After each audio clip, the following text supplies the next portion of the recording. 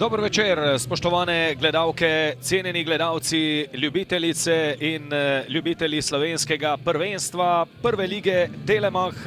Lep pozdrav iz Domžal, kjer je pred nami uvodno srečanje 12. kroga. Kalcer, Radomlje in Aluminij se bosta pomerila.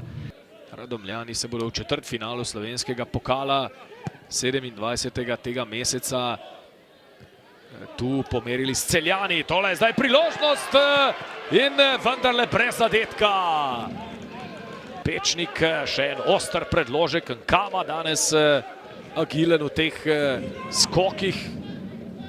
Pečnik, izvrstne predložke pošilja Pečnik, no in zdaj je Prša z glavo vendarle drugo sijajno podajo Pečnika na njegovo glavo uspel pretopiti v zadetek. 1:0 za Aluminij.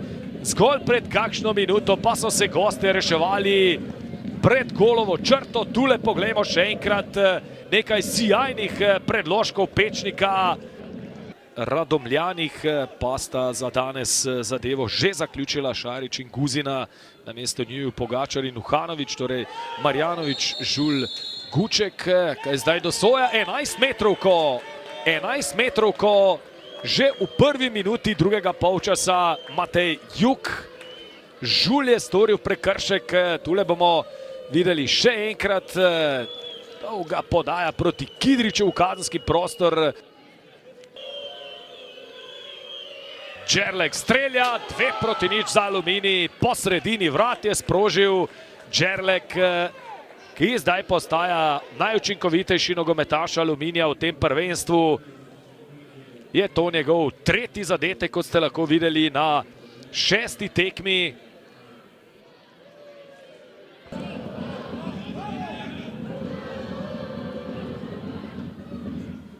Božič odločno, že v kazenskem prostoru. Božič strelja, prečka. Skrbi Radomljane, ki imajo zdaj priložnost preko Varge in krasen zadetek je zabil Saša Varga. No in tudi zanj je to tretji zadetek v državnem prvenstvu in tudi on je zdaj sam na čelu lestvice strelcev pri Kalcerju. Takole se seveda veselijo mlinarji, najzvestejši navijači na tem srečanju. Hitro že izveden Božič pred vrata. Visok skok. Pa sijajen strel Božiča in izenačenje.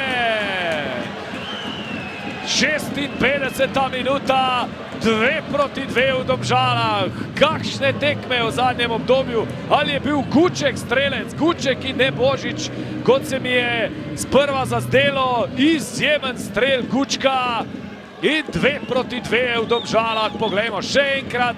Ja, Božič je bil podajalec. Tule je podal pred vrata.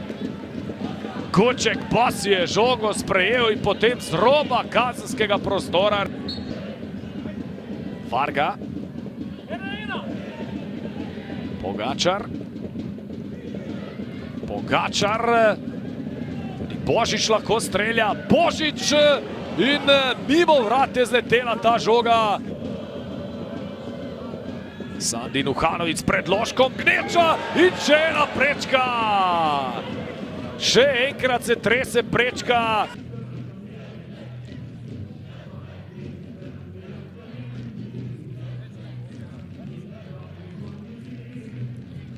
Amir Botonič, 2:2 na koncu, delitev točk, 2 prečki, zaostajali ste tudi že z 2 goloma. Kako ste na koncu zadovoljni z delitvijo točk? Ja, res je, da smo zaostajali, vendar ni to prvič. Dogaja se nam skozi celo prvenstvo, da nekako dobro igramo, dobro smo postavljeni na igrišču in na koncu nek trenutek neke nepazljivosti in mogoče malo, bom rekel, nezbranosti in potem pridemo v situacijo, ko zaostajamo na tekmi. Vendar že na polčasu smo se pogovorili, pač rekli smo si, da ni to prvič in da smo sposobni to ven zvleči. Na koncu se je res izkazalo, da smo. Vendar mogoče malo slabši začetek, tudi ko smo začeli ta drugi polčas, spet ta nezbranost, ampak na koncu smo pokazali karakter in smo zadovoljni s točko. Ja, nekako se iz tekme v tekmo zdaj vse bolj zdi, da je ta nepopustljivost tista, ki vas krasi. Ja, res je, tako kot pravijo naši navijači, ne? Naš mlin melje, ne? In res se ne damo in vedno od prve do zadnje minute probamo zgraditi to tekmo, probamo pustiti srce na igrišču in res mi je žal danes zaradi teh naših fantastičnih navijačev, ki nas res bodrijo, vsako tekmo so z nami in res škoda, da nismo z nekaj malo sreče na koncu pa celo tekmo zmagali. Oskar Drobne, vodili ste z 2-0, na koncu delitev točk, vas je pa precej razjezila tista zadeva pri prvem zadetku Radomlj, ki je več kot očitno padel iz ofsajda. Ja, jaz bom rekel takole, da je bila tekma zelo gledljiva, odlična igralna površina, obe ekipe so bile zelo borbene, uvod tekme je pripadal domačinom.